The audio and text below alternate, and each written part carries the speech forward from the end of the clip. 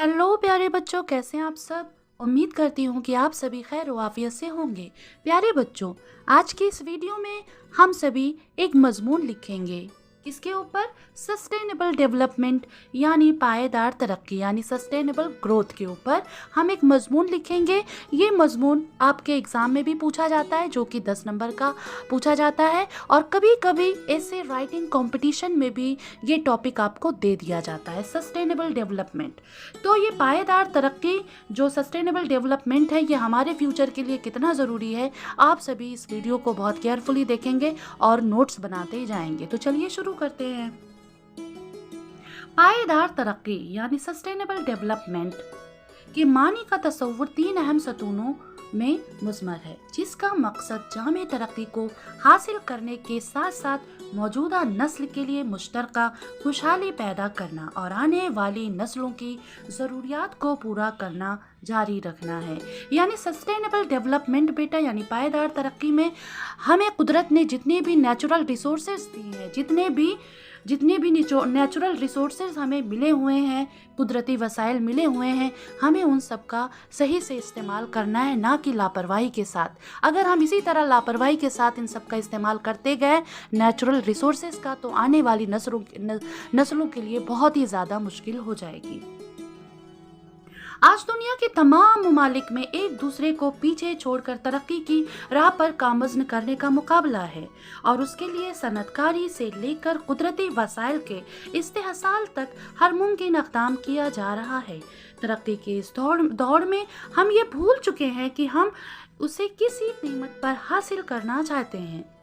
इसमें कोई शक नहीं कि हम तरक्की के लिए मुकम्मल तौर पर फितरत पर, कुदरत पर मुनहसिर हैं, क्योंकि इसके लिए हमें ज़रूरी तेल, कोयला और पानी सिर्फ कुदरत से यानी फितरत कुदरत से मिलता है, और ये तमाम कुदरती वसाइल ज़मीन पर महदूद मिक़दार में मौजूद हैं। यानी महदूद मिक़दार में जितने भी नेचुरल रिसोर्सेज हैं, बहुत ही महदूद मिक़दार में, हमें इन्हें लापरवाही के साथ हमें इनका इस्तेमाल नहीं करना है, बल्कि आने वाली जनरेशन के लिए हमें इनके लिए छोड़ना है और इसका तरीके से इस्तेमाल करना है। और ये कोई एक मुल्क नहीं, जब तक पूरी दुनिया मिलकर इस रिसोर्सेज का सही से इस्तेमाल नहीं करेगी, तब तक ये काम सही से नहीं हो सकता। इसलिए हर मुल्क यानी दुनिया के हर मुल्क को नेचुरल रिसोर्सेज को यानी कुदरती वसाइल को बचाने में सबका साथ देना होगा।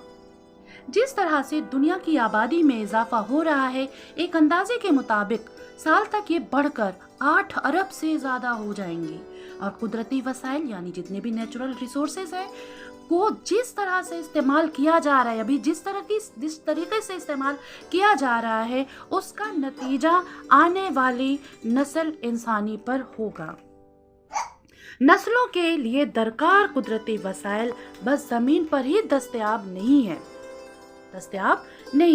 हमारे साबिक सदर डॉक्टर APJ अब्दुल कलाम ने कहा है कि हमें साइंस और टेक्नोलॉजी के इस्तेमाल के ज़रिए पानी, तवानाई, रिहाइश, फजला के इंतज़ाम और माहौलियात के शोबों में ज़मीन को दरपेश मसाइल को हल करने के लिए काम करना है।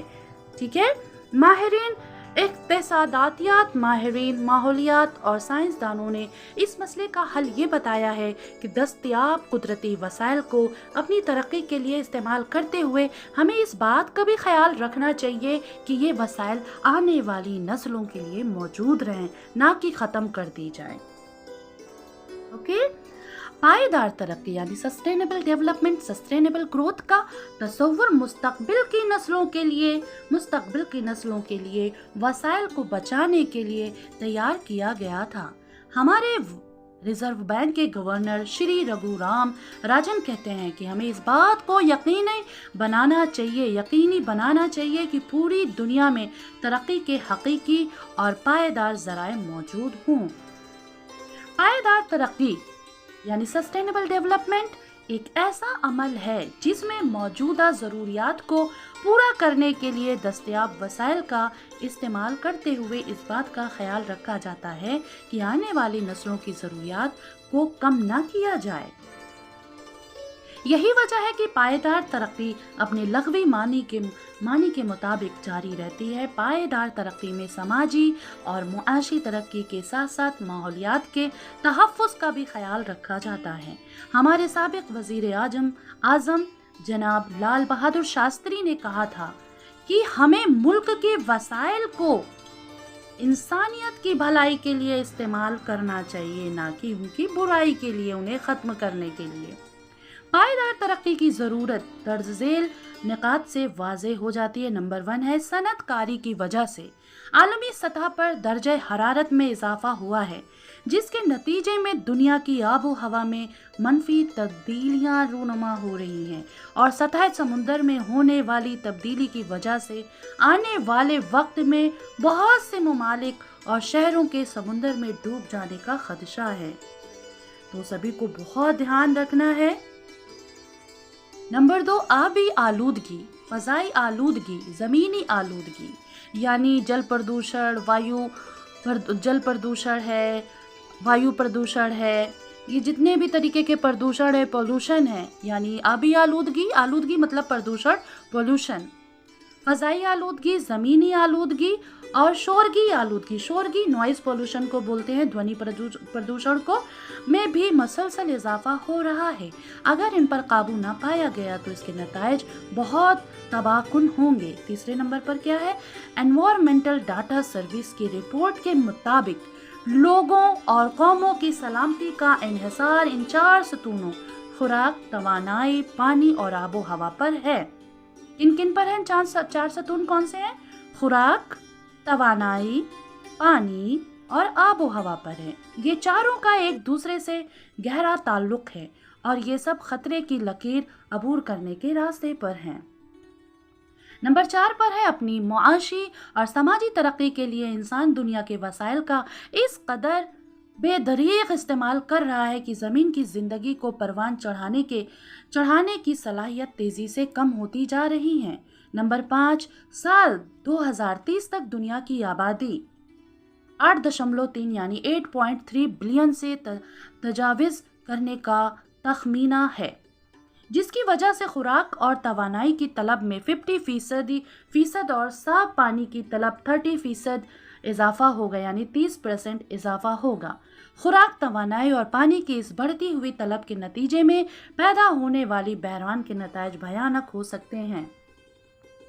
कुदरती वसाइल का इस्तेमाल, यानी जितना भी अल्लाह ताला ने, जितना भी भगवान ने, गॉड ने हमें नेचुरल रिसोर्सेज दिए हैं, उनका तरीके से इस्तेमाल करना है। वही कह रहे हैं, कुदरती वसाइल का इस्तेहसाल दुनिया में सनती इनकलाब के बाद शुरू हुआ।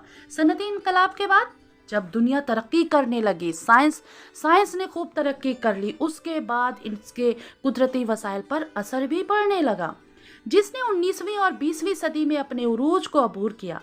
इसके नतीजे में दुनिया की आबो हवा बुरी तरह मुतासिर हुई और आलूदगी की सतह इस कदर बढ़ गई कि ये बहुत से महलिक बीमारियों की वजह बन गई। चुनांचे 20वीं सदी में अक़वाम मुत्तहिदा और दीगर आलमी इदारों ने माहौलियात यानी वातावरण, एनवायरनमेंट के तहफ़्फ़ुज़ पर जोर देना शुरू किया। जब साइंस ने बहुत ज़्यादा तरक्की कर ली तो सबसे ज़्यादा असर इसका हमारे माहौलियात पर पड़ा, हमारे एनवायरनमेंट पर पड़ा और कहीं ना कहीं हमारी हेल्थ पर भी इसका असर पड़ रहा है, जिसकी वजह से पूरी दुनिया परेशान है।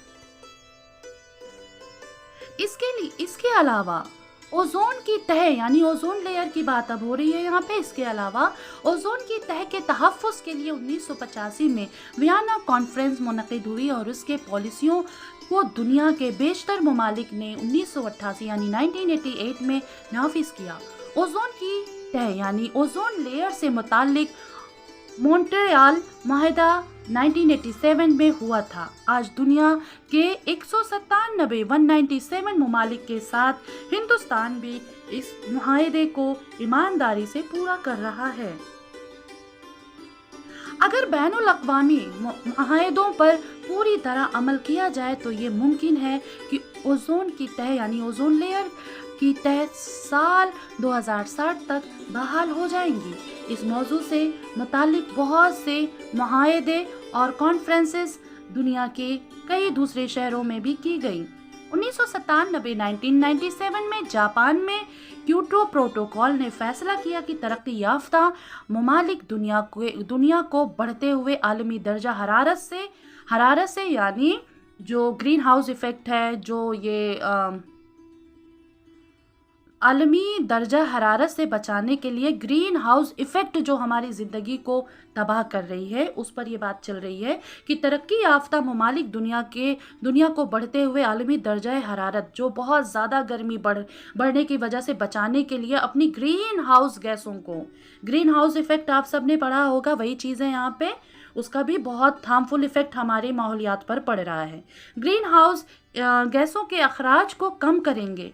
दिसंबर 2009 में होने वाली कोपेनहेगन कॉन्फ्रेंस का मकसद भी माहौलियात का तहफ़्फ़ुज़ था। तो प्यारे बच्चों, आप सभी ने इस वीडियो को बहुत ध्यान से देखा, सुना। सस्टेनेबल डेवलपमेंट के बारे में ये मज़मून आपको उर्दू में लिखना होगा, ठीक है। आप सभी बच्चे इसे ध्यान से पढ़ेंगे और अपनी अपनी कॉपी में नोट डाउन करेंगे। Thank you.